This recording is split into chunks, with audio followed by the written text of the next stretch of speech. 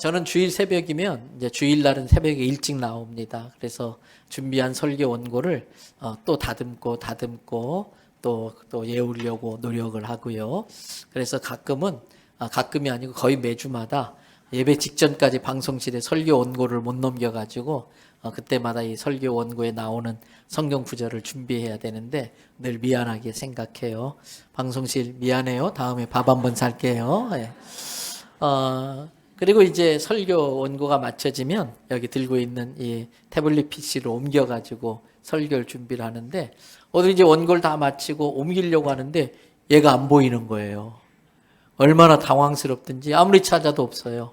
곰곰이 생각해 보니까 어제 집안일이 있어서 새벽에 서울 갔다가 내려오는데 좀 기차에서 뭐 쓸 게 있어가지고 이걸 갖고 갔다가 집에다 그냥 놓고 새벽에 혼자 온 거예요.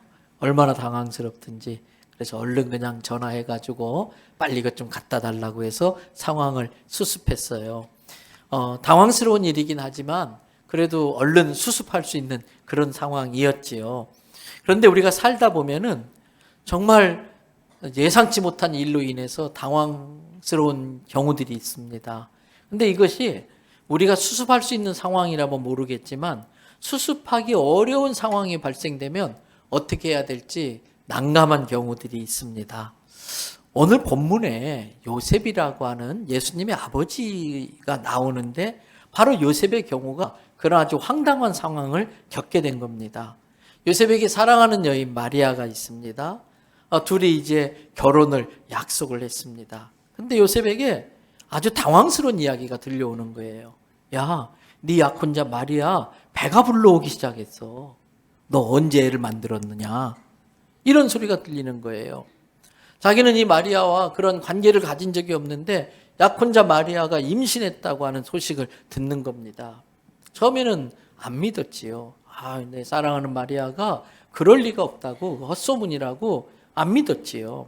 그러나 나중에 알고 보니까, 사실을 확인해 보니까 안타깝게도 마리아가 임신한 게 사실이었습니다. 이제 결혼 얼마 앞두고 있는데 요셉의 입장에 대해서 생각해 보세요. 얼마나 당황스러운 일이겠는가. 마음에 큰 상처를 입었겠지요. 또 배신감도 얼마나 컸겠습니까. 이제 남은 거라고는 저 여자 뱃속에 있는 아이는 내 아이가 아닙니다. 이렇게 밝히면서 이 마리아는 질질 끌려 나와가지고 돌에 맞아 죽는 것밖에 남지 않았어요. 그런데 요셉이 그렇게 하지 않습니다. 성경은 요셉을 보고 의로운 사람이다 이렇게 이야기합니다. 의로운 사람, 무엇이 의로운 건가요? 우리는 얼핏 생각할 때에 죄를 짓지 않으면 의롭다라고 생각을 합니다. 그런데 성경은 요셉을 의롭다고 말했는데 요셉이 의로운 이유를 우리가 생각하는 것과는 다르게 설명하고 있습니다. 오늘 본문이 마태복음 1장이잖아요. 그 1장에 읽지 않은 앞부분이 있는데 1장 19절을 보세요. 우리 같이 한번 스크린에 말씀 떴네요. 읽어보겠습니다. 그의 남편 요셉은 의로운 사람이라 그를 드러내지 아니하고 가만히 끊고자 하여 말씀 그대로 띄워놔 주세요. 요셉이 의로운 사람인데 왜 의롭다고 했냐면 마리아가 저지른 일을 까발리지 않고 드러내지 않고 덮어두고 가만히 관계를 정리하려고 하는 그러한 요셉의 모습이 의롭다는 거예요. 사람들은 자칫 잘못하면 나는 저 여자가 지은 저 죄를 안 저질렀으니까 나는 의로워. 그러니까 나는 저런 여자를 욕할 수 있어 라고 생각할 수 있습니다. 나는 저 사람이 지은 죄를 안 저질렀으니까 나는 저 사람보단 의로워. 그러면서 그 사람을 정죄할 수 있습니다. 그렇습니다. 세상에 남을 정죄할 만큼 의로운 사람은 아무도 없습니다. 다 죄인만 있을 뿐입니다. 요셉은 마리아가 자기에게 씻을 수 없는 상처를 주고 아픔을 주고 씻을 수 없는 죄를 저질렀지만 그래서 그걸 다 까발리고 싶었지만 순간 자기를 돌아본 겁니다. 그러면서 내가 마리아 같은 죄는 저질렀지 않았지만 나도 하나님 앞에서 드러나지 않은 많은 죄가 있는데 내가 무슨 자격이 있다고 저 마리아를 정죄해? 그래서 정죄하지 않으려고 하는 겁니다. 여러분, 율법은 나에게 적용하는 거예요. 그리고 다른 사람에게는 은혜를 적용하는 겁니다. 우리는 자꾸 거꾸로 합니다. 나한테는 은혜롭게 내가 그럴 수밖에 없는 사정이 있었어. 다 이해해 줄 거야. 너그럽게 대합니다. 남이 그러면 어쩌면 저럴 수 있어? 막 눈을 둥그랗게 뜨고 막 정죄하려고 합니다. 아닙니다. 반대로 해야 됩니다. 율법은 나에게, 다른 사람은 은혜로 대하고요. 사람은 더 했을 거야. 그럴 만한 사정이 있었겠지. 요셉은 그런 마음을 가지고 마리아의 허물을 덮어주려고 한 겁니다. 그리고 이왕 이렇게 된 거, 그래도 자기가 사랑하는 그 여인인데 자기가 할 수 있는 끝까지 배려를 해주고 보호해주기로 해서 조용히 끊으려고 했던 겁니다. 그래서 요셉은 마리아가 저 아이를 임신하게 한 남자와 잘 살기를 바라는 마음으로 정리를 시작한 겁니다. 저는 하나님께서 평소에 요셉의 그러한 성품을 보시고 요셉을 의롭다고 여기셨고 온 인류를 죄의 멸망에서 구원할 놀라운 구원 계획을 진행하는데 꼭 이 땅에 육신의 몸으로 오셔야 될 그 하나님, 아기 예수님의 아버지로 누가 적합할까 찾고 찾다가 요셉을 택한 줄로 생각을 합니다. 그 요셉의 그러한 성품이 하나님께서 요셉을 예수님의 아버지로 사용하시게 한 이유 중에 하나일 거라고 생각해 봅니다. 여러분, 이렇게 요셉이 마리아와의 관계를 정리하려고 할 때에 주의 사자가 꿈에 나타납니다. 그리고 이야기합니다. 다 읽지 못했습니다만 앞에 마태복음 1장 20절을 보세요. 이 일, 마리아가 한 일 때문에 마리아와의 관계를 정리하는 것을 생각할 때에 하나님이 보내신 주의 사자가 꿈에 현몽하여 이르되 다윗의 자손 요셉아, 내 아내 마리아 데려오기를 무서워하지 마라. 그에게 잉태된 자는 성령으로 된 것이니라. 여러분, 더 당황스러운 일이 생긴 거예요. 마리아가 임신했다는 거 어떻게 하다 보니까 그럴 수 있겠지. 당황스럽지만 이제 수습하려고 그래요. 그런데 주의 사자가 나타나서 아니야 요셉아, 그 여자 데리고 와, 네 아내로 삼아. 그 여자는 성령으로 잉태된 거야. 아니 어떻게 성령으로 잉태되지? 이해가 안 되는 거예요. 여러분, 굉장히 당황스러운 일이 생긴 겁니다. 그걸 잘 아는 주의 사자는 이 요셉에게 구약의 말씀을 인용해서 설명을 합니다. 요셉아, 이제 하나님이 모든 사람의 죄를 담당할 구세주를 보낼 텐데 구약 성경에 많이 예언되어져 있지? 그 중에 이사야서 7장 14절에 이런 말씀이 있어. 그러면서 오늘 마태복음 1장 23절에 이사야서 7장 14절을 인용해서 천사가 요셉에게 한 이야기가 나와요. 잘 아는 내용입니다. 같이 한번 읽겠습니다. 보라, 처녀가 잉태하여 아들을 낳을 것이요 그의 이름을 임마누엘이라 하리라 하셨으니 이를 번역한즉 하나님이 우리와 함께 계시다 함이라. 잠에서 깬 요셉이 깊은 고민에 빠집니다. 깊은 고민에 빠집니다. 성도 여러분, 여기에서 우리가 알아야 될 것이 있습니다. 고민스러운 일이 있을 때에 그리스도인이라면 가장 먼저 해야 될 일은 그 고민스러운 일을 놓고 기도부터 하는 것입니다.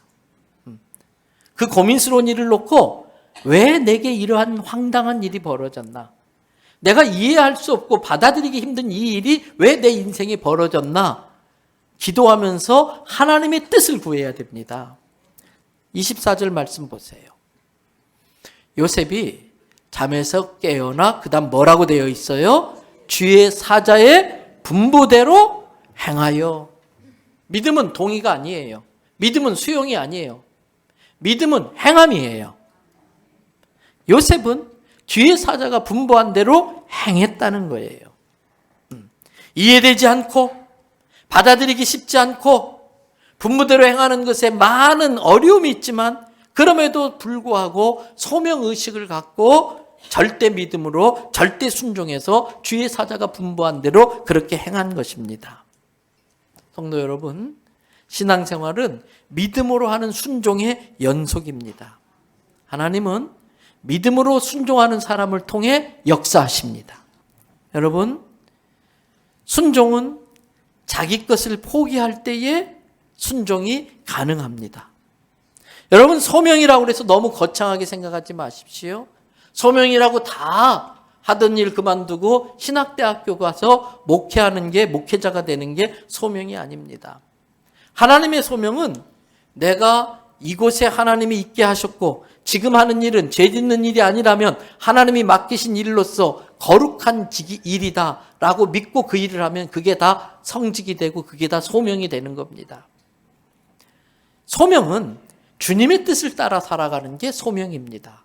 잘 아시는 데살로니가전서 5장에서 성경은 이야기합니다. 항상 기뻐하라, 쉬지 말고 기도하라, 범사에 감사하라, 이것이 그리스도 안에서 너희를 향하신 하나님의 뜻이니라.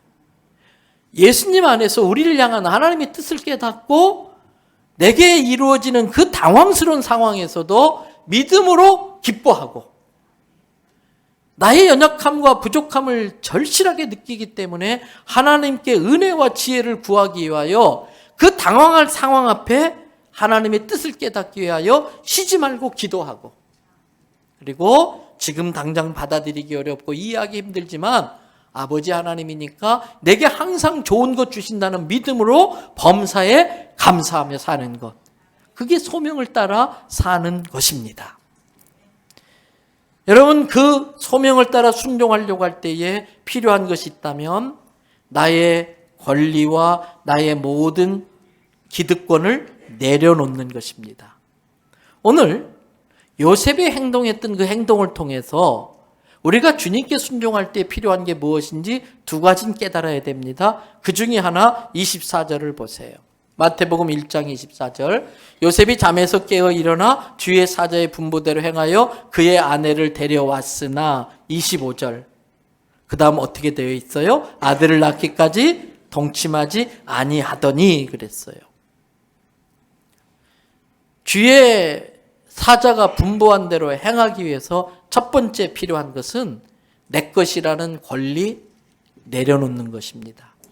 어찌되었든 요셉과 마리아는 결혼했습니다. 이제 마리아는 요셉의 여자가 되었습니다. 언제든지 요셉은 마리아를 취할 수 있습니다. 그러나 오늘 성경은 아기를 낳기까지 요셉은 마리아를 취하지 않았습니다. 내 여자이지만, 결혼해서 이제 내게 권리가 있지만 하나님 나라의 큰 계획을 위해서 내 권리, 내 기득권을 잠시 내려놓습니다. 순종은 나의 권리를 포기할 때에 가능한 거예요. 내 시간을 포기하고 내 물질을 포기하고 내 생각, 내 주장을 포기할 때에 주의 뜻에 순종할 수 있는 겁니다. 또 순종할 때에 우리가 필요한 게 뭘까요? 요셉은 신혼입니다. 성적인 욕망이 있습니다. 그럼에도 그걸 다 참았습니다. 여기서 우리가 깨달아야 될 것이 있습니다. 때로는 인간적인 욕망이 하나님의 일을 그르칠 수 있다는 걸 알아야 됩니다. 그래서 하나님 나라를 위하여 자기 속에 있는 인간적인 욕심, 그것이 물질에 대한 욕심이든 또는 성적인 욕망이든 명예에 대한 욕심이든 자기가 갖고 있는 그러한 인간적인 욕심, 이런 것들을 내려놓을 때만이 하나님의 동역자로 쓰임받을 수가 있는 것입니다. 요셉이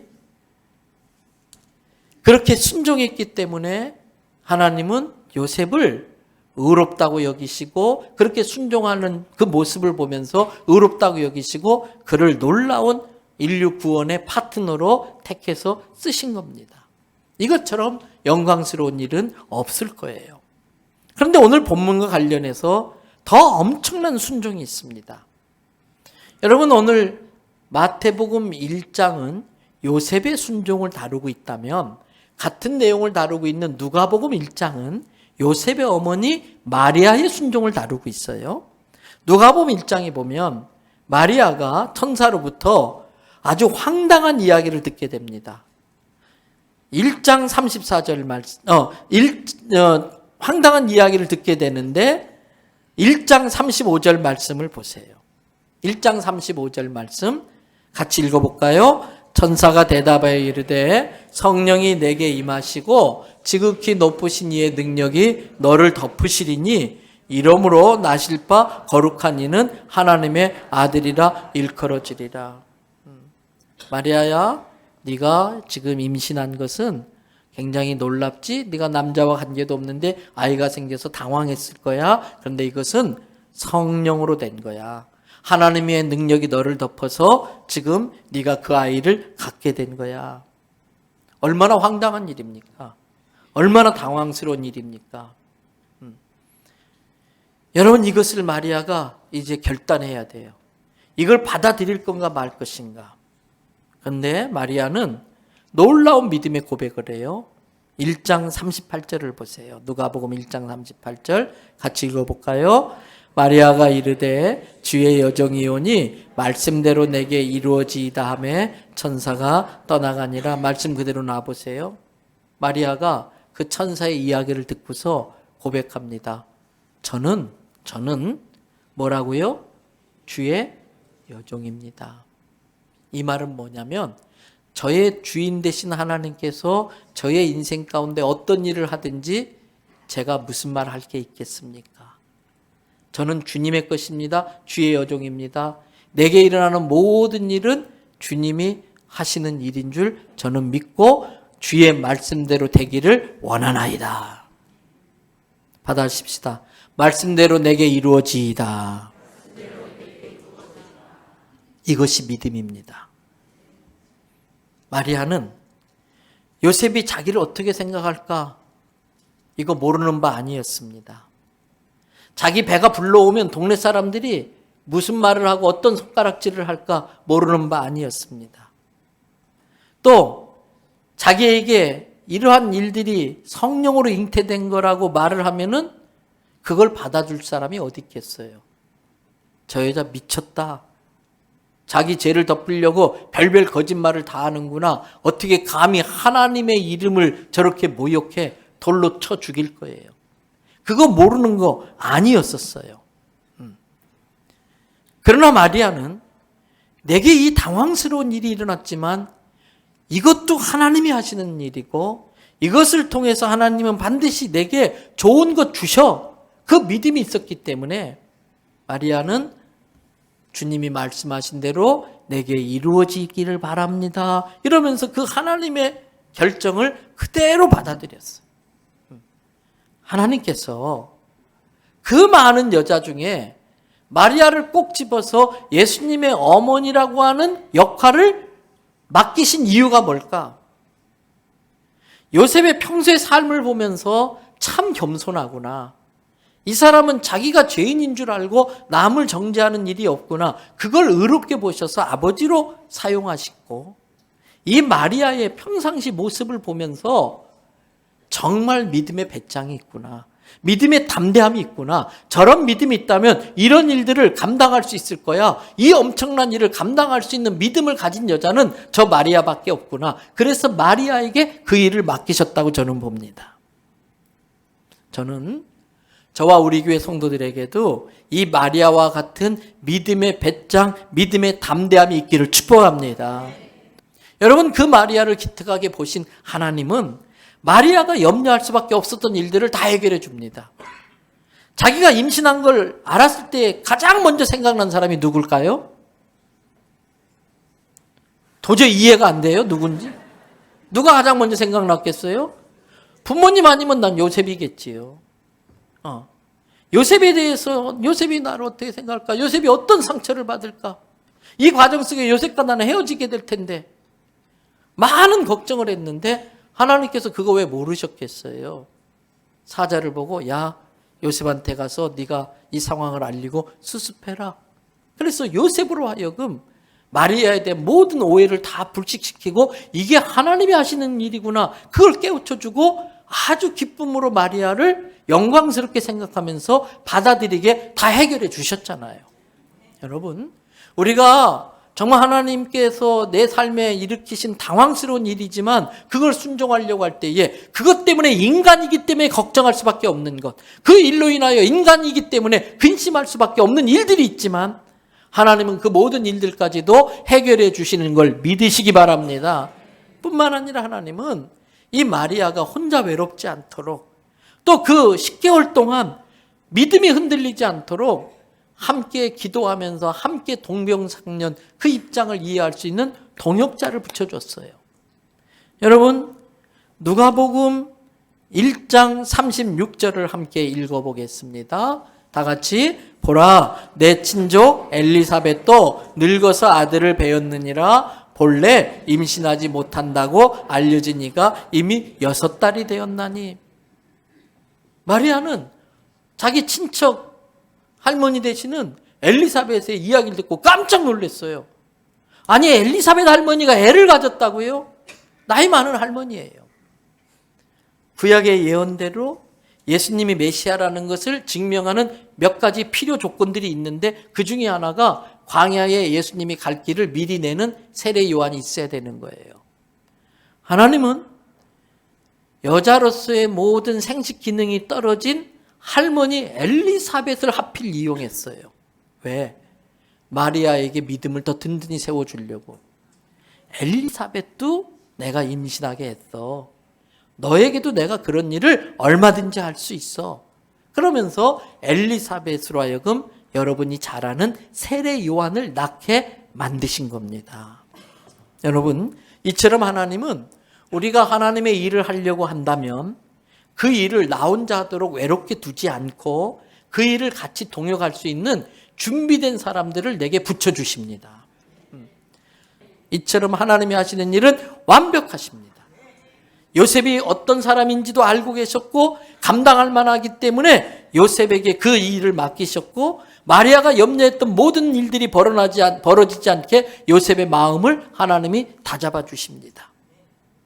그리고 이 엘리사벳을 동역자로 붙여서 미친 여자 소리도 들을 수 있고 혼자 외롭게 그 사명을 감당할 것을 아셨기 때문에 집안의 어르신인 엘리사벳으로 하여금 보호하게 만들고 마을의 유지인 엘리사벳의 남편 샤가라를 통해서 마리아의 모든 걸 울타리치며 보호하게 해 주셨던 것입니다. 성도 여러분, 하나님은 지금도 인류를 구원할 하나님의 놀라운 구원 계획에 동참할 이 시대의 요셉을 찾고 계세요. 이 시대의 마리아를 찾고 계세요. 여전히 하나님은 지금도 요셉과 마리아가 필요한 것입니다. 저는 하나님께서 그렇게 찾으실 때에 찾으시는 그 눈길이 우리 교회에 머물기를 축복합니다. 하나님의 그 눈길이 우리 교회에 엎드려서 마리아처럼 믿음으로 기도하는 그 사람에게 눈길이 머물기를 바랍니다. 자기 잣대로 의롭다고 생각하는 사람이 아니고 하나님이 보실 때에 의롭다고 여길 수밖에 없는 지극히 겸손한 그 요셉 같은 사람이 우리 교회에서 나오기를 바랍니다. 전도는 관계를 통해서 전도할 때 가장 효과가 많다고 그래요. 관계가 뭡니까? 직업으로 관계가 맺어져야 돼. 학부모로서 관계가 맺어져야 돼. 유치부, 유치원의 학부형끼리 관계가 맺어지고 아파트 주민회를 통해서 관계가 맺어져요.